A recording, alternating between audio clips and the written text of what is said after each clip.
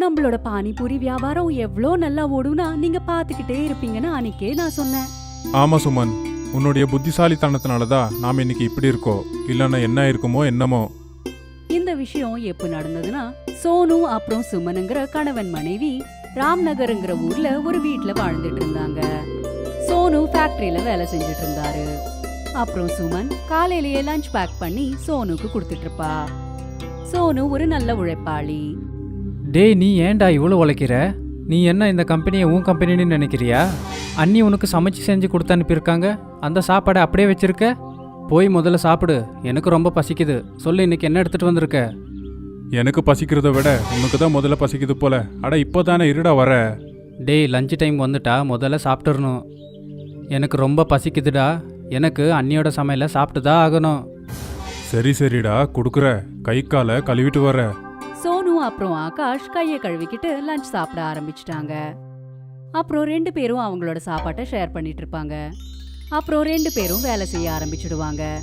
சாயந்தரம் வேலை முடிஞ்சதுமே ஆகாஷ் கிட்ட சோனு இப்படி சொன்னான். அடே சோனு, இன்னைக்கு உனக்கு நாள் எப்படி இருந்துச்சு? ஒன்றும் இல்லடா, எப்பயும் போலதா. அப்படி ஸ்பெஷல் ஒன்றும் இல்லை. அட, என்ன ஸ்பெஷல்னு நான் இப்போ சொல்லட்டா? என்னாச்சு? நீ ஏன் இவ்வளோ டென்ஷனாக இருக்க? அது லஞ்ச் பண்ணதுக்கப்புறம் நான் பாஸோட கேபின் பக்கத்தில் போனேனா, அப்போ அங்கே கேட்ட. அட என்னடா கேட்ட நீ? பாஸ் ஏதாவது உனக்கு கெடுதல் பண்ண போறாரா? அதான் டென்ஷனாக இருக்கியா? அட, எனக்கும் பாஸுக்கும் அது எப்போவுமே இருக்கும். ஆனால் நான் இன்னைக்கு என்ன கேட்டேன்னா, கம்பெனி நஷ்டத்தில் போய்கிட்டு இருக்காமா.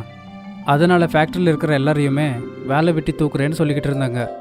இது நாளைக்கிலிருந்தே நடக்க போகுது பாரு. என்னடா சொல்ற?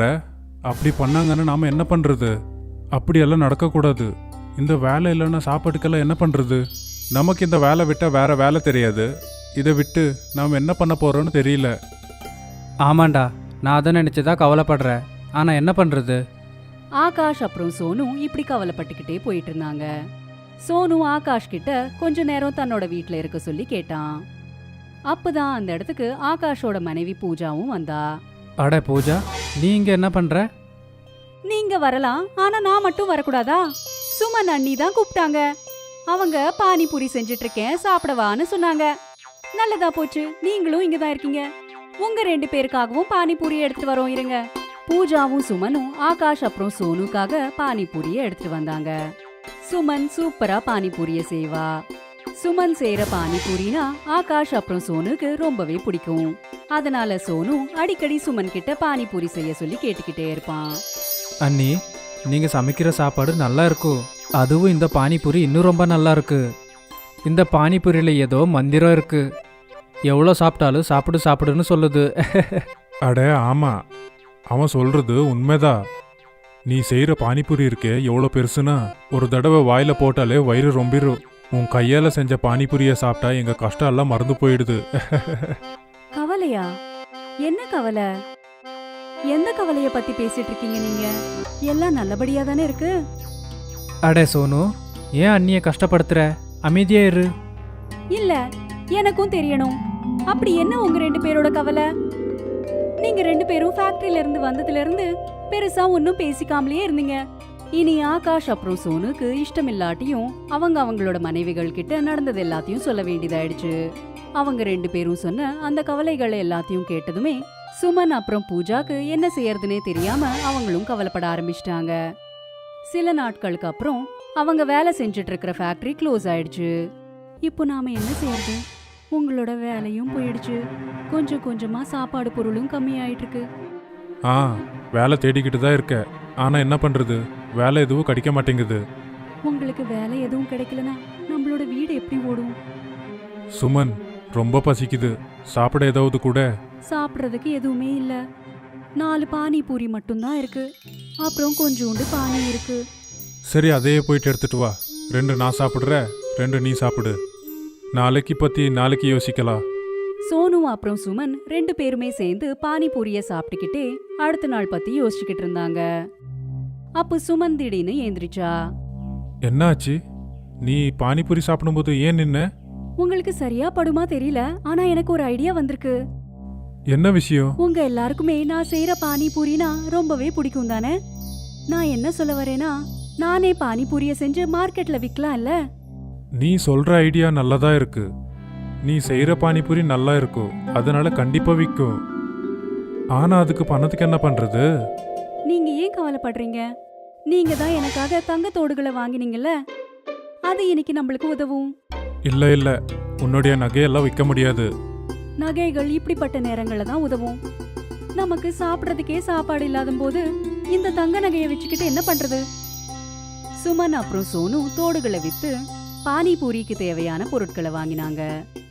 அப்புறம் சுமன் தன்னோட கையாலேயே பானிபூரிக்கு தேவையானதெல்லாம் தயார் செஞ்சா. அப்புறம் சோனுவும் சுமனும் மார்க்கெட்டுக்கு அவங்களோட பானிபூரிய விற்கிறதுக்காக போனாங்க. பானிபூரி பானிபூரி இனிப்பு புளிப்பு கார பானிபூரி, பானிபூரி பானிபூரி இனிப்பு புளிப்பு கார பானிபூரி. வந்து சாப்பிட்டு பாருங்கண்ணா, ஒரு வாட்டி சாப்பிட்டா மறுபடியும் வருவீங்க. வாங்கண்ணா வாங்க. மார்க்கெட்ல பானிபூரி வியாபாரத்தை செய்யறவங்க நிறைய பேர் இருக்கிறதுனால யாருமே அவங்க கிட்ட பானிபூரிய சாப்பிட வரல. இந்த ஒரு காரணத்தால 3 நாட்களா அவங்களோட பானிபூரி வித்தே போகல. அட, இந்த மார்க்கெட்ல நிறைய பானிபூரி கடை இருக்கு, அதனால நம்ம பானிபூரி விற்க மாட்டேங்குது. இனிமேலையும் இப்படி நடந்துச்சுன்னா இந்த வியாபாரம் நம்ம கையை விட்டு போயிடுமா? நான் எவ்ளோ பாசமா பானிபூரிய செஞ்சேன், ஆனா யாருமே சாப்பிடவே வரமாட்டேங்கிறாங்க. இது எனக்கு சரியாவே படல. இப்போ வீட்டு செலவுகள் எல்லாம் எப்படி பாத்துக்கிறதுங்க? சோனு அப்புறம் சுமன் ரொம்பவே சோகமா அங்க உட்காந்துக்கிட்டு இருந்தாங்க. அப்பதான் அவங்களோட பார்வை அவங்க எதிரில இருக்கிற ஒரு கடையோட போர்டு மேல பட்டது. என்னங்க, கொஞ்சம் இந்த போர்டுல என்ன எழுதிருக்குன்னு பாருங்களேன். என்ன எழுதிருக்கு? கடைக்காரரோட ஸ்கீம் எழுதிருக்கு. நாமளும் ஏன் ஒரு ஸ்கீம் போட்டு ஒரு போர்டு வைக்க கூடாது? அதால நம்மளோட பானிபூரி வியாபாரமும் நல்லா ஓடலாம்ல. கஸ்டமர்ஸ்க்கு நம்மளோட பானிபூரியோட ருசியே தெரியாத வர அவங்க எப்படி நம்ம கிட்ட வருவாங்க? கொஞ்சம் யோசிச்சு பாருங்க. எனக்கு ஒன்னும் புரியல. சுமன் சோனு கிட்ட தன்னோட மனசுல இருக்கிறது எல்லாத்தையும் சொன்னான். அப்புறம் சோனு ஒரு இடத்துல இருந்து இன்னும் கொஞ்சம் பொருட்களை எடுத்துட்டு வந்து சுமனுக்கு கொடுத்தான். அந்த பொருட்களை வச்சு சுமன் ஒரு பெரிய பாகுபலி பானிபூரிய செஞ்சா. அட, உண்மையிலேயே பாகுபலி மாதிரி தான் நீ பானிபூரி செஞ்சிருக்க. இந்த பானிபூரியை பார்த்தா கண்டிப்பா ஜனங்க எங்க கடைக்கு ஓடி வந்துருவாங்க. நான் இந்த பாகுபலி பானிபூரிக்கு ஒரு சேலஞ்சும் வச்சிருக்கேன். அதாவது யார் இந்த பாகுபலி பானிபூரிய சாப்பிடுவாங்களோ அவங்களுக்கு பரிசா 100 ரூபாய் கிடைக்கும். சோனு சத்தமா கத்தி கத்தி மார்க்கெட்ல இருக்கிறவங்களுக்கு இந்த ஸ்கீம் பத்தி சொன்னான். இத கேட்டு அவங்களோட பாகுபலி பானிபூரி கான்டெஸ்ட் பார்க்கறதுக்கு ஒரு பெரிய கூட்டமே கூடிடுச்சு. கேளுங்கப்பா கேளுங்க, யார் இந்த பாகுபலி பானிபூரியை சாப்பிட்றாங்களோ அவங்களுக்கு 100 ரூபாய் பரிசா கொடுப்பேன். இந்த பந்தயத்தில் யாராவது கலந்துக்கணும்னு விருப்பப்பட்டீங்கன்னா அவங்க இந்த பக்கம் வாங்க. யார் இந்த பாகுபலி பானிபூரியை சாப்பிட்றீங்களோ அவங்க நிஜமாவே பாகுபலியா மாறிடுவீங்க. சோனு இப்படி சொன்னதுமே இன்னும் பெரிய கூட்டம் கூடிடுச்சு. அப்புறம் 2 கண்டெஸ்டன்ட்ஸ் அந்த பானிபூரிய சாப்பிட்றதுக்காக போட்டியில கலந்துக்கிட்டாங்க. ஆனா அவங்க தோத்து போயிட்டாங்க. அந்த கான்டெஸ்டன்ஸை பார்த்து அவங்களோட பாகுபலி பானிபூரிய சாப்பிட்றதுக்காக இன்னும் நிறைய பேர் முன் வந்தாங்க. அட அண்ணன், நீங்க விற்கிற இந்த பாகுபலி பானிபூரி ரொம்பவே சுவையா இருக்கு. நான் இந்த பந்தயத்தில் ஜெயிக்க ஒன்றும் இல்லை, ஆனா இந்த பானிபூரியோட சுவை எனக்கு ரொம்பவே பிடிச்சிருக்கு. அட, இவ்வளோ நாள் அந்த சாதாரணமான பானிபூரி சாப்பிட்டு சாப்பிட்டு போர் அடிச்சிருச்சு. ஆனால் உங்கள் கடைக்கு வந்து இந்த பாகுபலி பானிபூரியை பார்த்தாலே போதும், வாயில எச்சில் ஊறுதுப்பா. அட அண்ணன், முதல்ல சாப்பிட்டு பாருங்க. இந்த மார்க்கெட்லேயே சுவையான பானிபூரி இதுதான். ஒரு தடவை சாப்பிட்டீங்கன்னா அப்புறம் மறுபடியும் வந்து சாப்பிடுவீங்க. அட என்னண்ணே, உண்மையிலேயே இந்த பாகுபலி பானிபூரி நல்லா இருக்குமா? அட, என் மேலே நம்பிக்கை இல்லைன்னா முதல்ல நீங்கள் வாங்கி சாப்பிட்டு பாருங்க. ஒருவேளை ஜெயிச்சிங்கன்னா உங்களுக்கு 100 ரூபாய் வேற கிடைக்கும் இல்ல? அந்த கூட்டத்துல எல்லாருமே பாகுபலி பானிபூரிய பத்தி தான் பேசிட்டு இருந்தாங்க. அப்புறம் மார்க்கெட்ல இருக்கிற எல்லா கஸ்டமர்ஸும் சுமனோட அந்த பாகுபலி பானிபூரிய சாப்பிட்றதுக்கு வந்தாங்க. இப்போ அவங்களோட கடை பேரு பாகுபலி பானிபூரி கடைன்னு பிரபலமாயிடுச்சு. அதே மார்க்கெட்ல நத்து பெஹல்வான்னு சொல்லிட்டு ஒரு பெரிய பலசாலி இருந்தான். அவன் எல்லாரோட பானிபூரியும் ஃப்ரீயா சாப்பிட்டுட்டு இருப்பான். அவன் சுமனோட கடையிலயும் பானிபூரிய சாப்பிட்றதுக்கு வந்தான். அட, இங்க பாரு, புதுசா கடை வச்சிருக்க இல்லையா? முதல்ல 5 பிளேட்டு பானிபூரி செஞ்சு கொடுப்பா. நான் வந்து பானிபூரியை பண்ணி கொடுக்குறேன். ஆனா எங்க பாகுபலி பானிபூரியை சாப்பிட்டு அப்புறமா சொல்லுங்க. ஒருவேளை நீங்க அந்த பாகுபலி பானிபூரியை சாப்பிட்டீங்கன்னா வருஷம் பூரா ஃப்ரீயாவே பானிபூரியை கொடுக்குறோம். அட, இவ்வளோ சின்ன விஷயம் தானே. சரி ஒரு வேலை பண்ணு, இந்த பந்தயத்துல என்ன ஒண்ணு புதுசா சேர்த்துக்கோ. ஒன்னு இல்ல, நான் 5 பாகுபலி பானிபூரிய சாப்பிடுறேன். எடுத்துட்டு வா 5 பானிபூரி. ஒருவேளை உங்களால் அந்த பானிபூரியை சாப்பிட முடியலனா நீங்க ஃப்ரீயா வாங்கி பானிபூரியை சாப்பிட்றது விட்டுறணும். ஆ இதுக்கு நான் ஒத்துக்கிறேன். நத்து பெஹல்வானுக்கு முன்னாடி ஒரு பெரிய பிளேட்ல 5 பாகுபலி பானிபூரிய வச்சாங்க. அந்த நத்து பெஹல்வான் பாகுபலி பானிபூரிய சாப்பிட முயற்சி செஞ்சுட்டு இருந்தான். ஆனா பாவம் அவன் அதுல தோல்வி அடைஞ்சிட்டான். அப்புறம் அவன் தான் கொடுத்த வாக்குப்படி அப்பத்துல இருந்து ஃப்ரீயா பானிபூரிய சாப்பிடறத நிறுத்திட்டான். அப்புறம் மார்க்கெட்ல இருக்கிறவங்க எல்லாருமே சோனுக்கு நன்றிய சொன்னாங்க. அப்புறம் அவனோட முயற்சியை பாராட்டினாங்க.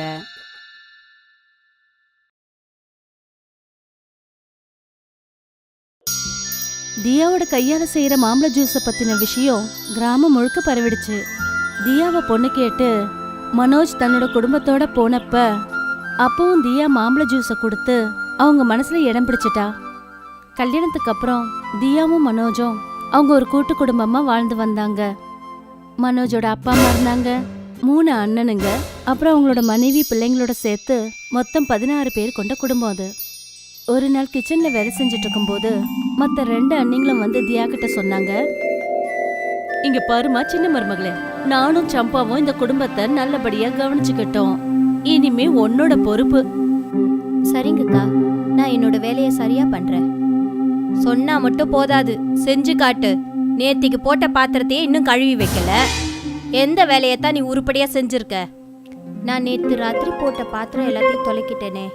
இது காலையில நீங்க போட்ட பசங்களுக்காக டிஃபன் செஞ்சீங்கல்ல, அந்த பாத்திரம். அப்படியா? நாங்க உனக்கு சொல்ல வந்தா நீ எங்களுக்கு சொல்றியா? நானும் சம்பாவும் பாத்திரங்களை இந்த மாதிரி விட்டுட்டு போனதே கிடையாது. தேவையில்லாம எங்க மேல பழிய சுமத்தாத. அப்பதான் தியாவோட மாமியார் கிச்சனுக்கு வந்தாங்க. என்ன ஆச்சு? நீங்க 2 பேரும் ஏன் அந்த பொண்ணை கத்திக்கிட்டு இருக்கீங்க? யாரு பாவம்? இவ சரியான சோம்பேறி. இவளுக்கு நீங்க வேற சப்போர்ட் பண்றீங்களா? அம்மா, உங்களுக்கு வயசாயிடுச்சு, இல்லனா இந்த வேலை எல்லாத்தையும் நாங்க உங்களை செய்ய வச்சிருப்போம். இப்படி சொல்லிட்டு நூத்தனும் சம்பாவும் கிச்சனை விட்டு வெளியே போனாங்க. மாமியார் ரொம்ப கவலையோட கிச்சன்ல ஒரு மூலையில உட்காந்துட்டாங்க. அவங்க கவலையா இருக்கிறத பார்த்துட்டு தியா அவங்க கிட்ட சொன்னா, அம்மா, நீங்க கவலைப்படாதீங்க. நான் இப்பவே இந்த பாத்திரத்தை கழுவி வச்சிடுறேன். நீங்க சில்லுன்னு மாம்பழ ஜூஸ் குடிங்க, அது உங்களுக்கு நல்லா இருக்கும். மாமியார் மாம்பழ ஜூஸ பார்த்ததுமே சந்தோஷமாயிட்டாங்க. அப்புறம் ஒரு செகண்ட்ல அந்த மாம்பழ ஜூஸ குடிச்சு முடிச்சிட்டாங்க. எல்லாம் என் தலை எழுத்து. மருமகள்கன்ற பேர்ல 2 பிசாசுங்க தயா கண்ணு. பசங்களையும் அவங்க கைக்குள்ள போட்டுக்கிட்டு இருக்காளுங்க. என்னைக்குதான் எனக்கு இந்த வாழ்க்கையில இருந்து விடுதலை கிடைக்குமோ? அவங்க சொன்னதை கேட்டுட்டு தியா சிரிச்சுக்கிட்டே அவளோட ஓரவத்திங்க 2 பேருக்கும் மாம்பழ ஜூஸ் செஞ்சா. ஏமா, இப்பதான் மாம்பழ ஜூஸ் போட்ட, மறுபடியுமா ஜூஸ் போடுற? யாருக்கு? அக்காங்க 2 பேருக்கும் ஸ்பெஷல் மாம்பழ ஜூஸ் அத்தை. அவங்க நொய் நொயின்னு பேசுறதுல இன்னைக்கு உங்களுக்கு விடுதலை கிடைச்சிரும். கொஞ்ச நேரத்துல தியா அவளோட ஓரவத்திங்களுக்கு மாம்பழ ஜூஸ் கொண்டு போய் கொடுத்தா. என்ன விஷயம்? வேலையை விட்டுட்டு நேரா இங்க வந்திருக்க? அக்கா, உங்க 2 பேருக்கும் மாம்பழ ஜூஸ் கொண்டு வந்திருக்கேன். நான் ரொம்ப நல்லா பண்ணுவேன், அதான் உங்களுக்கும் கொடுக்கலான்னு யோசிச்சேன். ஆ வெயிலும் ஜாஸ்தியா தான் இருக்கு. குடு குடு குடு. தியா அவங்க கிட்ட மாம்பழ ஜூஸ் கப்ப கொடுத்துட்டு அவங்க அறைய விட்டு வெளியே போனா. அவ கதவுக்கு வெளியில நின்னுக்கிட்டு மறைஞ்சிருந்து அவங்கள பாத்துட்டு இருந்தா. அவங்க 2 பேரும் அந்த மாம்பழ ஜூஸை குடிச்சு முடிச்சதும் 2 பேரும் ரொம்ப வித்தியாசமா ஆட ஆரம்பிச்சிட்டாங்க. அப்புறம் திடீர்னு நின்னுகிட்டு இருந்த அவங்க மாம்பழமா மாறிட்டாங்க. நல்ல பழுத்த சுவையான சின்ன சின்ன மாம்பழமா. மறுபடியும் தியா அந்த அறைக்கு ஓடி வந்தா. அப்புறம் அந்த 2 மாம்பழங்களையும் கையில எடுத்துக்கிட்டு கிச்சனுக்கு கொண்டு வந்தா. நூத்தனும் சம்பாவும் திடீர்னு சின்ன சின்ன மாம்பழங்களா மாறிட்டாங்க. பெரிய மாம்பழம் நூத்தன், அப்புறம் சின்ன மாம்பழம் சம்பா. அந்த மாம்பழத்துல அவங்க முகங்கள் தெரிஞ்சது. அவங்க 2 பேரோட குரல் தியாவுக்கு மட்டும்தான் கேட்டுச்சு. அச்சச்சோ, நமக்கு என்ன ஆச்சு? நாம எப்படி மாம்பழங்களா மாறினோம்? அடியே தியா, என்னடி பண்ண எங்கள? உன்னை நான் சும்மா விட மாட்டேன். ஒரு தடவை மட்டும் சரியானன்னு வச்சுக்க. சரி ஆகுறதா? முதல்ல உயிரோட வரீங்களா பாருங்க. வெயில் காலம், வீட்ல இருக்கிறவங்க எல்லாரும் மாம்பழ ஜூஸ் குடிக்க ஆசைப்படுவாங்க. யாருக்கு தெரியும், உங்க 2 பேரையும் மாம்பழ ஜூஸ் போட்டு குடிச்சிட்டாங்கன்னா தியா சிரிச்சுக்கிட்டே அந்த 2 மாம்பழங்களை எடுத்து கிச்சனுக்கு மூலையில வச்சுட்டா. அப்புறம் அவ அவளோட வேலையை பார்க்க ஆரம்பிச்சா. கொஞ்ச நேரத்துல மாமியார் வந்து அந்த 2 மாம்பழங்களை எடுத்துக்கிட்டு வெளியே போகத்தான் இருந்தாங்க. அப்ப தியா அவங்கள பார்த்துட்டா. அம்மா, நீங்க அந்த மாம்பழத்தை எங்க எடுத்துட்டு போறீங்க? வெளியில ஒரு மாடு வந்திருக்கு, அதுக்கு கொடுக்கத்தாமா. இத நீங்க இங்கேயே வச்சிடுங்க. நான் காய்கறிங்க வெட்டின தோல் இருக்கு, அதை வேணா கொடுக்குறேன். அதுவும் சரிதான், நீ அதே குடுமா, மாட்டுக்கு கொடுப்போம். மதியம் மொத்த குடும்பமும் சாப்பாடு சாப்பிட உட்கார்ந்துருந்தாங்க. மருமகள்கள் 2 பேரை காணோம். அவங்களோட புருஷனுங்க வந்து கேட்டாங்க அவங்க 2 பேரும் எங்க போயிருக்காங்கன்னு. தெரியல அண்ணா, அவங்க என்கிட்ட எதுவும் சொல்லவே இல்லை. ஒருவேளை மார்க்கெட்டுக்கு போய் மாம்பழம் வாங்க போயிருக்காங்களோ என்னவோ. நான் செஞ்ச மாம்பழ ஜூஸை குடிச்சிட்டு ரொம்ப சந்தோஷப்பட்டாங்க. இனிமேல் ராத்திரியும் பகலும் அதைத்தான் குடிப்பேன்னு சொல்லிட்டு இருந்தாங்க. எல்லாரும் சாப்பிட்டு முடிச்சிட்டு அவங்கவுங்க இடத்துக்கு போயிட்டாங்க. தியாவுக்கு கிச்சனுக்குள்ள இருந்து 2 மாம்பழங்க கத்துற சத்தம் கேட்டுச்சு. தியா, ஏ தியா, எங்களை சரியாக்கிடு ப்ளீஸ். இங்க பாரு சின்னவளே, நீ என்ன சொன்னாலும் அதை நான் கேக்குறேன். இனிமே நாங்களும் எல்லா வேலையும் உன் கூட சேர்ந்து செய்யறோம். உன்னை கெஞ்சி கேக்குறோம், சரி பண்ணிடுமா? அட, இன்னும் நான் உங்களை மாம்பழ ஜூஸே போடல, அதுக்குள்ள இப்படி அழறீங்க? நல்லா யோசிச்சுக்கங்க. உங்களை கட் பண்ணி நான் மாம்பழ ஜூஸ் போட்டேன்னா உங்க நிலைமை என்ன ஆகும்னு யோசிச்சுக்கங்க. நூத்தனும் சம்பாவும் திரும்ப திரும்ப அவகிட்ட மன்னிப்பு கேட்டுட்டு இருந்தாங்க. தியாவுக்கும் அவங்கள பார்த்து ரொம்ப பாவமா இருந்தது. அதனால அவ 2 சிட்டிகை உப்பு அவங்க மேல தூவி அவங்கள மறுபடியும் பழையபடி மாத்திட்டா. 2 பேரும் கிச்சன்ல இருந்து வெளியே ஓடி வந்தாங்க. அவங்கவுங்க புருஷங்கிட்ட போனாங்க. தெரியும், அவங்க உங்க புருஷன்கிட்ட போய் என்னை பத்தி குறை சொல்லுவாங்கன்னு எனக்கு நல்லாவே தெரியும். நானும் அவங்களுக்கு குறைஞ்சவ இல்லை. நான் போடுற மாம்பழ ஜூஸ்ல மேஜிக் இருக்கு, சொன்னா புரியாது. முதல்ல இவங்களுக்கு மந்திரம் போட்டேன், இப்போ அவங்க புருஷன்களுக்கு போட வேண்டியதான். நூத்தனும் சம்பாவும் 2 பேரும் அழுதுகிட்டு தன்னோட புருஷங்க கிட்ட மாம்பழமா மாறின கதையை சொன்னாங்க. அப்பதான் தியா மாம்பழ ஜூஸை எடுத்துக்கிட்டு அவங்க கிட்ட போனா. இவளோட மாம்பழ ஜூஸை யாரும் சாப்பிடாதீங்க, இவ பிளாக் மேஜிக் பண்றா. ஆமாமா அக்கா, உண்மையதான் சொல்றாங்க. நாங்க மாம்பழமா மாறிட்டோம். அவங்களோட புருஷன் 2 பேரும் அவங்க மனைவியை பார்த்தாங்க. 2 பேரும் என்ன நினைச்சாங்கன்னா நூத்தனும் சம்பாவும் பைத்தியமாயிட்டாங்கன்னு நினைச்சாங்க. 2 பேரும் தியா கிட்ட இருந்து மாம்பழ ஜூஸை வாங்கி குடிக்க ஆரம்பிச்சாங்க. வேண்டாம், நீங்க 2 பேரும் மாம்பழங்களா மாறிடுவீங்க. ஐயோ கடவுளே, வேணாங்க, சொன்னா கேளுங்க. அவங்கவுங்க புருஷனை காப்பாத்தணுங்கிறதுக்காக நூத்தனும் சம்பாவும் 2 பேரும் அவங்க கையில இருந்த ஜூஸை பிடுங்கி அவங்களே குடிச்சிட்டாங்க. அப்புறம் அதை குடிச்சதும் அன்னைக்கு நடந்த எல்லாத்தையுமே அவங்க மறந்துட்டாங்க. நாங்க 2 பேரும் இங்க என்ன பண்றோம்? ஆமா, நாங்க எங்க ரூம்ல உட்காந்துருந்தோம். நூத்தன் சம்பாவோட புருஷனுங்க அவங்கள பார்த்து பயங்கரமா கத்தினாங்க. அப்புறம் என்ன சொன்னாங்கன்னா 2 பேரும் உண்மையிலேயே பைத்தியமாயிட்டாங்கன்னாங்க. அன்னையில இருந்து நூத்தனும் சம்பாவும் என்னைக்குமே தியாவையும் தன்னோட மாமியாரையும் தொந்தரவு பண்ணதே இல்ல. அப்படியே அவங்க ஏதாவது பண்ணாலும் தியா உடனே அவங்களுக்கு அவளோட மாய மாம்பழ ஜூஸை கொடுத்து மாம்பழங்களா மாத்திடுவா. வீட்டுல இருக்கிறவங்களும் அவங்க சொல்றத நம்பவே மாட்டாங்க. அப்புறம் அவங்க 2 பேரை எல்லாரும் பைத்தியங்கன்னு நினைச்சுக்கிட்டாங்க. சந்தன்பூர்னு ஒரு கிராமம் இருந்துச்சு. அங்கதான் ஹீராவோட குடும்பம் இருந்துச்சு. ஹீராவோட குடும்பத்துல அவருக்கு 2 பசங்க, புவன் அப்புறம் மோஹித். அப்புறம் அவரோட வயசான அம்மா இருந்தாங்க. ஹீராவோட மனைவி லக்ஷ்மி உடம்பு சரியில்லாத ஆளு. ஹீரா கல்யாணத்துக்கு முன்னாடி பூஜான்னு பேர் கொண்ட ஒரு பொண்ணை காதலிச்சாரு. ஆனா ஹீராவோட அம்மா ஹீராவுக்கு லக்ஷ்மி கல்யாணம் பண்ணி வச்சுட்டாங்க. ஹீராவுக்கு லக்ஷ்மி மேலேயும் பற்றுதல் இல்ல, அப்புறம் தன்னோட பசங்க 2 பேர் மேலேயும் இல்ல. ஹீரா, இன்னைக்கு நீ வேலையை முடிச்சிட்டு வரும்போது லக்ஷ்மிக்கு மாத்திரை வாங்கிட்டு வந்திருப்பா. அம்மா, என்னால மாத்திரை வாங்கிட்டு வர முடியாது. நான் சம்பாதிக்கிறது எல்லாமே உன்னுடைய நோயாளி மருமகளுக்கே சரியா போகுது. என்னால நல்லதா எதுவும் சாப்பிட முடியல, உடுத்திக்க முடியல. அதுவும் இல்லாம நான் இவளை கல்யாணம் பண்ணிக்கிறதுக்கே விரும்பல. இனிமே உன்னோட நோயாளி மருமகளை நீயே பாத்துக்க. ஹீரா லக்ஷ்மிக்கு மாத்திரை வாங்கிட்டு வரல. கொஞ்ச நாளைக்கு அப்புறம் லக்ஷ்மி மேலோகத்துக்கு போய் சேர்ந்துட்டா. இப்போ ஹீராவுக்கு தன்னோட பழைய காதலி பூஜாவை கல்யாணம் பண்ணிக்கிறதுக்கு ஒரு வாய்ப்பு கிடைச்சது. அங்க பூஜாவோட புருஷன் உடம்பு சரியில்லாம இருந்தாரு. அதனால பூஜாவும் தன்னோட புருஷனை விட்டுட்டு வந்துட்டா. ஏன்பா ஹீரா, 2வது கல்யாணம் பண்ணிக்கிறதுக்கு கொஞ்சம் யோசிச்சு முடிவெடுப்பா. உன்னோட 2 பசங்களும் ரொம்ப சின்ன பசங்க.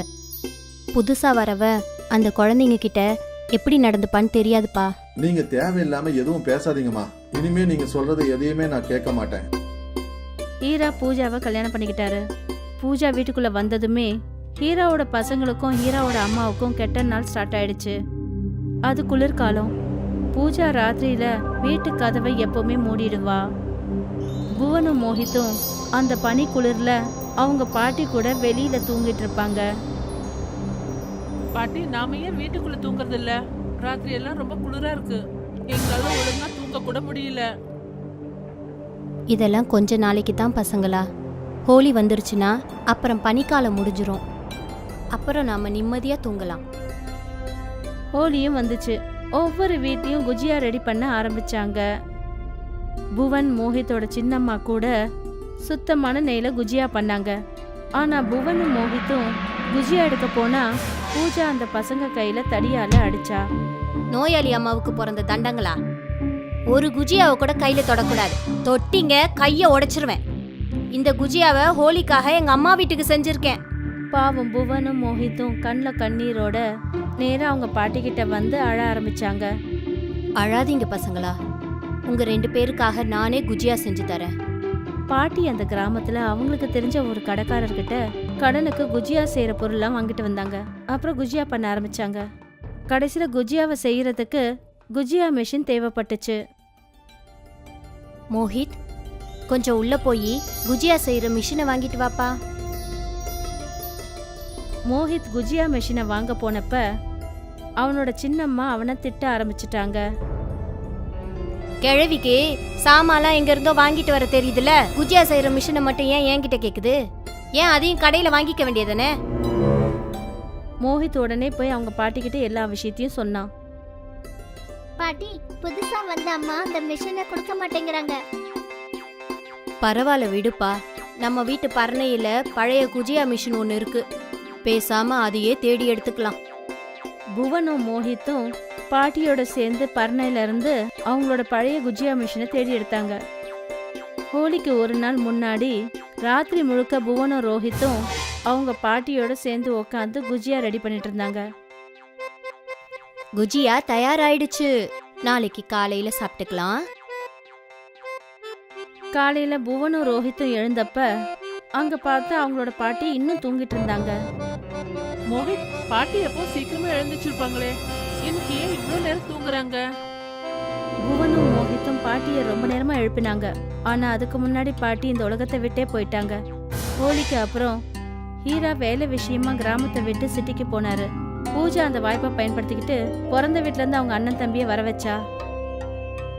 அப்புறம் புவன் மோஹித்தை வீட்டை விட்டே துரத்திட்டாங்க. வேண்டாம்மா, எங்களை வீட்டை விட்டு துரத்தாதீங்க. நாங்க எங்க போவோம், என்ன சாப்பிடுவோம்? பூஜா பாட்டி கையால செஞ்ச அந்த பூஜையாவை ரோஹித் அப்புறம் புவன் கையில கொடுத்து என்ன சொன்னான்னா, 2-3 நாளைக்கு இந்த குஜியாவை வச்சு காலத்தை ஓட்டுங்க. அதுக்கப்புறம் நீங்க பிச்சை எடுப்பீங்களோ இல்ல திருடுவீங்களோ அத பத்தி எனக்கு கவலை இல்ல. மோஹித்தும் புவனும் பாவம் அந்த குஜியாவை வாங்கிட்டு கிராமத்தை விட்டு வெளியே வந்தாங்க. அவங்க ஒரு மரத்துக்கு கீழே ஒரு குடிசையை போட்டாங்க. நமக்கு வேலை கிடைக்கிற வரைக்கும் இந்த குஜியாவை சாப்பிட்டு தான் வயிறு வாழணும். நம்ம தினமும் ஒரு குஜியா மட்டும் சாப்பிடலாம். ரோஹித்தும் புவனும் அந்த குஜியாவை தன்னோட பல்லல கடிச்சப்ப அந்த குஜியாவை கடிக்கவே முடியல. அந்த குஜியா அவங்களுக்கு எப்படி இருந்ததுன்னா ரொம்ப கடினமா இருந்தது. இந்த குஜியா எப்படி இவ்வளவு கட்டியாச்சு? புவன் அந்த குஜியா மேல இருக்கிற மைதாவை எடுத்தப்ப அந்த குஜியாக்குள்ள மசாலாவுக்கு பதிலா தங்கம் இருந்துச்சு. புவனும் மோஹித்தும் மற்ற குஜியாவில் இருக்கிற மாவையும் எடுத்தாங்க. எல்லா குஜியாக்குள்ளேயும் தங்கம் இருந்துச்சு. ஒருவேளை பாட்டி சாகும்போது அவங்களுடைய ஆசீர்வாதத்தை நம்மளுக்கு கொடுத்துட்டாங்க போல இருக்கு. எனக்கு என்னமோ பாட்டி குஜியா செய்யும் போது அவங்களுடைய பழைய மிஷினை கொண்டு வர சொன்னாங்கல்ல, அதுலதான் ஏதோ மாயம் இருந்திருக்கணும். அந்த மிஷின் வீட்டில் தான் இருந்திருக்கணும். நாம போய் அந்த மிஷினை எடுத்துட்டு வந்துடலாம். மோஹித்தும் புவனும் அவங்க வீட்டுக்கு போனாங்க. அம்மா, நாங்க ஒன்றும் இங்க இருக்கிறதுக்காக வரல. எங்களுக்கு எங்க பாட்டியோட கடைசி அடையாளமா அவங்களுடைய அந்த குஜியா செய்யற மிஷின் எங்களுக்கு வேணும். பூஜா அந்த மிஷினை எடுத்து புவன் மோஹித் இருக்கிற பக்கம் வீசினா. இந்தா உங்க பாட்டியோட பழைய பரணையில வச்சிருந்த சீதனம். மோஹித்தும் புவனும் அந்த குஜியா மிஷின்ல இன்னும் குஜியாவை தயார் பண்ணாங்க. அதுல இருந்து வந்த தங்கத்தை வித்து ரொம்ப சீக்கிரத்துல அந்த கிராமத்திலே பெரிய பணக்காரங்களாயிட்டாங்க. அங்க ஹீரா சிட்டில குடிப்பழக்கத்துக்கு அடிமையாயிட்டாரு. அவர் கிராமத்துக்கு திரும்பி வந்தபோது அவரோட நிலைமை ரொம்ப மோசமா இருந்தது. வீட்ல இருந்த சாமா, அப்புறம் பூஜா போட்டிருந்த நகைங்க வித்து எல்லா பணத்தையும் அவரு வீணாக்கிட்டாரு. அப்புறம் உடம்பு சரியில்லாம படுக்கையில விழுந்துட்டாரு. இந்த ஆள் உடம்பு சரியாம போய் மரண படுக்கையில இருக்கான். இந்த ஆளால எந்த காரியமும் ஆக போறதில்ல. இப்ப நான் தான் ஏதாவது பண்ணி ஆகணும். அந்த 2 பசங்க மோஹித்தும் புவனும் ரொம்ப புத்திசாலித்தனமா தங்கம் கொடுக்கற குஜியா மிஷினை என்கிட்ட இருந்து வாங்கிட்டு போயிட்டானுங்க. அந்த தங்கத்தை வித்து வித்து பெரிய பணக்காரன் ஆயிட்டானுங்க. இப்ப நானும் என்னோட புத்திசாலித்தனத்தை காமிச்சு நான் அவனுங்களுக்கு கத்து கொடுக்க போற பாடத்துல பச்சை தண்ணி கூட கேட்க மாட்டானுங்க. பூஜா நெய்யால குஜியாவை செஞ்சா. அப்புறம் அதுல விஷத்தை கலந்துட்டா. அதுக்கு மேல நல்ல வாசனையா பாக்குறதுக்கு அழகான விஷம் நிறைஞ்ச குஜியாவை எடுத்துக்கிட்டு புவன் அப்புறம் மோஹித்தை பாக்குறதுக்கு போனா. புவன், மோஹித், இப்ப நீங்க 2 பேரும் பெரிய ஆளாயிட்டீங்க. இனிமேலாவது உங்க 7 அம்மா அப்பாவை ஞாபகம் வச்சுக்கோங்கப்பா. முழுசா 1 வருஷம் முடிய போகுது. என்னமோ தெரியலப்பா, இந்த வருஷம் ஹோலியில நீங்க 2 பேரும் அப்புறம் உங்க பாட்டியோட ஞாபகம் தான்ப்பா வருது. நானும் உங்க அப்பாவும் 2 பேரும் சேர்ந்து சுத்தமான நெய்யில செஞ்ச சுவையான குஜியா கொண்டு வந்திருக்கேன். இந்த 7 சார்பா நாங்க கொடுக்குற இந்த பலகாரத்தை வாங்கிக்கப்பா. மோஹித்தும் புவனும் அவங்க சின்னம்மா இவ்வளவு இனிக்க பேசினதை பார்த்தப்ப அவங்க நல்லா புரிஞ்சுக்கிட்டாங்க. அதாவது ஏதோ விஷயம் இருக்குன்னு. அம்மா, உங்க கையால செஞ்ச அந்த குஜியாவை நாங்க நிச்சயமா சாப்பிடுவோம். ஆனா அதுக்கு முன்னாடி நீங்க அதுல இருந்து ஒரு குஜியாவை சாப்பிட்டு பாருங்க. நான் வீட்ல சாப்பிட்டு தான் வந்தேன். இப்ப நான் சாப்பிட்டு என்ன பண்ண போறேன்? இல்லம்மா, நீங்க அட்லீஸ்ட் எங்க கையால நாங்க கொடுக்கிற குஜியாவை நீங்க சாப்பிடணும். பூஜா நினைச்சுக்கிட்டா மோஹித்தும் புவனும் அவளோட குஜியாவை அவ சாப்பிடாம அவங்க அந்த குஜியாவை சாப்பிட மாட்டாங்கன்னு தெரியும். அதனால அவ யோசிச்சா, அதாவது தான் சாப்பிட்ற மாதிரி காட்டுறதுக்காக குஜியாவை வாயில வைக்கலாம், ஆனா உள்ள மென்னு சாப்பிடக்கூடாது. அப்புறம் வீட்டை விட்டு வெளியே போனதும் துப்பிடலான்னு நினைச்சா. ஆனா பூஜா அந்த குஜியாவை சாப்பிட்டதும் அவளுக்கு பயங்கரமா இருமல் வந்துடுச்சு. அப்புறம் குஜியா தொண்டையில மாட்டிக்கிச்சு. இரும்பி இரும்பி இரும்பி பூஜாவுக்கு மோசமான நிலைமை ஆயிடுச்சு. மோஹித் பூஜாவுக்கு தண்ணி கொடுத்தான். விஷம் நிறைஞ்ச குஜியா வயிற்றுக்குள்ள போன உடனே பூஜாவோட வேலை மொத்தமா க்ளோஸ். ஐயாப்பூர் கிராமத்துல சிவா பானிபூரிக்காரனுக்கு ஒரு கடை இருந்தது. சிவாவோட பானிபூரி ரொம்ப சூப்பரா இருக்கும். ஆனா விலையும் ரொம்ப கம்மி தான், வெறும் 10 ரூபாய் தான். அதனால சிவாவோட பானிபூரினா எல்லாருக்கும் ரொம்ப பிடிக்கும். அண்ணா, எனக்கு காரமான பானிபூரி கொடுங்க. எனக்கு மீடியம் காரம். சரிக்கா, இப்பவே கொடுக்கறேன். சிவா தினமும் சாயந்தரம் 5 மணிக்கு பானிபூரி கடைய திறப்பான். ஆனா ராத்திரி 9 மணி வரைக்கும் அவனோட பானிபூரி கடையில கூட்டம் இருந்துகிட்டே இருக்கும். அவன் சந்தோஷமா இருந்தான். பானிபூரி விக்கிற வருமானத்துல அவனோட குடும்பமும் நல்லபடியா போய்கிட்டு இருந்தது. இந்தா பாக்யவான், முன்னாவுக்காக புது ட்ரெஸ் கேட்டு இருந்தேல்ல? அட, ரொம்ப நல்லதுங்க. இதுலயே நீ கேட்ட புது புடவை கூட இருக்கு. இப்ப இதுக்கு என்னங்க அவசியம் வந்தது? அவசியம் இல்லாம எப்படி இருக்கும்? நான் முன்னாவுக்காக ட்ரெஸ் வாங்க போயிருந்தேன். அப்படியே உனக்கும் ஒரு புடவை வாங்கிட்டு வந்துட்டேன். பிடிச்சிருக்குல்ல? ரொம்ப சந்தோஷங்க. அப்படி போடு. எனக்கு தெரியும்ல உனக்கு சாரி ரொம்ப பிடிக்கும்னு. அதுவும் இல்லாம உனக்கு பிடிச்ச கலர்ல வேற வாங்கிட்டு வந்திருக்கேன். ஆமாங்க. அப்புறம் இந்த மாசத்துக்கு வீட்டு செலவுக்கான பணம். முன்னா ஸ்கூலுக்கும் ஃபீஸ் கட்டிடு. இந்த மாசம் நான் 10,000 ரூபாய் சேர்த்து வச்சு பேங்க்லயும் போட்டிருக்கேன். எப்படி? ரொம்ப நல்லதுங்க. கடவுளோட ஆசீர்வாதம் நமக்கு எப்பவுமே இருக்கணும். ஆஹா.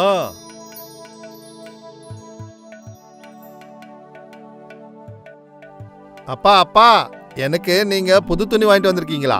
ஆமா முன்னா, நீ போட்டுக்கோ. தேங்க்யூ அப்பா. வா, நீ சூப்பரா இங்கிலீஷ் கூட பேசுறியே. இத எனக்கு என்னுடைய புது ஃப்ரெண்ட் தான் சொல்லி கொடுத்தான். நல்லது, புது ஃப்ரெண்டா? அந்த ஃப்ரெண்டு பொண்ணா? பொண்ணு இல்லப்பா, பாட்டி. இன்னும் வேற என்ன சொல்லி கொடுத்தாங்கப்பா? நிறைய சொல்லி கொடுத்துருக்காங்க. நிறைய கதெல்லாம் கூட சொல்லி கொடுத்துருக்காங்க. ரொம்ப நல்லது. எப்பயாவது ஒரு வாட்டி உங்க பாட்டிமாவை இந்த வீட்டுக்கு கூட்டிட்டு வாப்பா. அடுத்த வாட்டி நான் கூப்பிடுறேன்ப்பா. நல்லதுப்பா. அடுத்த சில மாசங்களுக்கு சிவாவோட பானிபூரி கடை ரொம்ப நல்லா போய்கிட்டு இருந்துச்சு. அவனுக்கு வருமானமும் நல்லா வந்துகிட்டு இருந்துச்சு. திடீர்னு பொருட்களோட விலைவாசி எல்லாம் அதிகமாயிடுச்சு. ஒரு நாள் சிவா பொருட்கள் வாங்குறதுக்காக கடைக்கு போகும்போது, அண்ணே பச்சை பட்டாணி 5 கிலோ கொடுங்கண்ணே. கொடுக்கறேண்ணே, ஆனா முதல்லயே உங்ககிட்ட சொல்லிடுறேன், பச்சை பட்டாணி விலை ரொம்ப அதிகமாயிடுச்சு. முதல்ல 1 கிலோ 100 ரூபா இருந்தது, இப்போ 150 ரூபா ஆயிடுச்சு. அடேங்கப்பா, இவ்வளோ ஆயிடுச்சா? அண்ணே நாம என்னென்ன பண்ண முடியும்? நாம அதை வாங்குறோம் விற்கிறோம், அவ்வளவுதான். ஆனா பச்சை பட்டாணி போடாம பானிபூரிய செய்ய முடியாது என்ன. பரவாயில்ல, நீங்க 5 கிலோ கொடுங்க. சரி என்ன. சிவா 5 கிலோ பச்சை பட்டாணி வாங்கிக்கிட்டு போயிட்டான். வீட்டுக்கு போனதுக்கு அப்புறம், இங்க பாருமா, விலைவாசி எவ்வளோ ஏறிடுச்சு தெரியுமா? மளிகை கடையில எல்லா பொருளுடைய விலையும் ஏறிடுச்சு. இந்த பட்டாணி விலை 100 ரூபாய் இருந்தது, இப்போ 150 ரூபாய் ஆயிடுச்சு. இப்ப என்ன பண்ண போறீங்க? நீங்களும் பானிபூரியோட விலைய கொஞ்சம் அதிகமாக்குங்க. விலை அதிகமாக்கிட்டா பானிபூரிய எப்படி விற்க முடியும்? யாருக்கு பானிபூரி வேணுமோ அவங்க கண்டிப்பா சாப்பிடுவாங்கல்ல. அதுவும் உண்மைதான். நீங்க பிளேட் 10 ரூபாய்க்கு பதிலா 15 ரூபான்னு சொல்லுங்க. சரிதான், இதுவும் நல்ல ஐடியா தான். சிவா விலைய அதிகமாக்கலான்னு முடிவு பண்ணிட்டான். அடுத்த நாள் அவனோட கடைக்கு சாப்பிட ஒருத்தவங்க வந்தபோது, அக்கா விலைவாசி எல்லாம் ஏறி போயிடுச்சுக்கா, இப்போ பிளேட்டு 15 ரூபாய், என்ன கொடுக்க சொல்றீங்களா? கடவுளே, 5 ரூபாய் அதிகமாயிடுச்சா? என்ன பண்ண சொல்றீங்க அக்கா? 10 ரூபாய்க்கு கொடுத்தா எனக்கு லாபமே இல்லக்கா, எல்லா பொருளோட விலையும் அதிகமாயிடுச்சு. சரி கொடுங்கண்ணா, ஆனா கொஞ்சம் நல்லா போடுங்க. சரிக்கா. சில பேரு 15 ரூபாய்க்கு அதை வாங்கி சாப்பிட்டாங்க. ஆனா சில பேரு விலைய கேட்டதும் அங்க இருந்து போயிட்டாங்க. இங்க பாருங்கண்ணே, 15 ரூபாய் பிளேட்டு. அடேங்கப்பா, எனக்கு வேணாம்பா, இவ்வளோ ஏத்திட்ட. அட கடவுளே, நீ எங்க கிட்ட கொள்ளடிக்கிற போல இருக்கு. இப்போ சிவாவால என்ன பண்ண முடியும்? 10 ரூபாய்க்கு அவனால பானிபூரி விற்கவும் முடியாது. அன்னைக்கு சிவாக்கு அந்த அளவுக்கு வியாபாரம் நடக்கவே இல்ல. அவன் சோகமா வீட்டுக்கு வந்தான். என்னாச்சுங்க? இன்னைக்கு வந்த நிறைய பேரு விலை ஏத்திட்டேன்னு சொல்லிட்டு வாங்காமலே போயிட்டாங்க. ஒன்னும் பிரச்சனை இல்லங்க, போக போக ஆளுங்களுக்கு இந்த வேலையும் பழகி போயிடுங்க. எனக்கு நம்பிக்கை இல்ல. நீங்க நம்பிக்கையை கைவிடாம இருங்க, கொஞ்ச நாள்லயே எல்லாம் பழையது மாதிரி மாறிடும். சரிதான். அடுத்த நாள் மறுபடியும் சிவா பானிபூரி கடைய திறந்தான். இன்னைக்கும் அதே தான் நடந்தது. கொஞ்சம் பேரு பானிபூரிய சாப்பிட்டாங்க, கொஞ்சம் பேரு விலைய கேட்டதுமே போயிட்டாங்க. வர்றவங்க எல்லாம் இப்படியே போயிட்டாங்கன்னா நான் வியாபாரத்தை எப்படி பண்றது? நான் இப்போ ஏதாவது ஒன்று செஞ்சுதான் ஆகணும். அன்னைக்கு சிவா சீக்கிரமாவே கடையை மூடிட்டு போயிட்டான். அப்புறம் வீட்டுக்கு வந்தான். முன்னா எங்க போயிருக்கான்? அவன் அங்கதான் போயிருக்கான். கேட்டா இன்னைக்கு அந்த பாட்டி அம்மாவை சாப்பிடறதுக்கு கூட்டிட்டு வரேன்னு சொன்னான். அப்படியா? என்னாச்சு? இன்னைக்கும் நீங்க ஏன் சோகமாவே இருக்கீங்க? உனக்கு தான் தெரியும்ல, இன்னைக்கும் ஜனங்க விலைய கேட்டுட்டு போயிட்டாங்க. இதுக்கு மேல நாம என்ன பண்றது? நீங்க இவ்வளவு எல்லாம் கவலைப்படாதீங்க. அப்போ திடீர்னு கதவு தட்டுற சத்தம் கேட்டது. நந்துவும் பாட்டி அம்மாவும் அங்க வந்தாங்க. வாங்கம்மா வாங்க. நீங்க 2 பேரும் பேசினதை கேட்டேன். ஏதாவது பிரச்சனையாமா? என்ன சொல்றது பாட்டிமா, பிரச்சனை இருக்குதான். நான் 10 ரூபாய்க்கு பானிபூரி விற்கும் போது எல்லாம் சரியாதான் போயிட்டு இருந்தது. விலைவாசி எல்லாம் ஏறினதுக்கு அப்புறமா நான் 10 ரூபாய 15 ரூபாய் ஆக்கினதுனால யாருமே வாங்க மாட்டேங்கிறாங்க. வர்றவங்க எல்லாம் விலைய கேட்டுட்டு வாங்காமலே திரும்ப போயிடுறாங்க. என்கிட்ட உங்க 2 பேரோட இந்த பிரச்சனைக்கு தீர்வு இருக்குப்பா கண்ணா. இருங்க, நான் இதோ வரேன். பாட்டிமா இத சொல்லிட்டு அவங்க வீட்டுக்கு போனாங்க. கொஞ்ச நேரத்திலேயே அவங்க கையில ஒரு டப்பாவை எடுத்துக்கிட்டு திரும்ப வந்தாங்க. இத வாங்கிக்கோப்பா. இது என்ன பாட்டிமா? இது ஒரு மாய உப்புப்பா.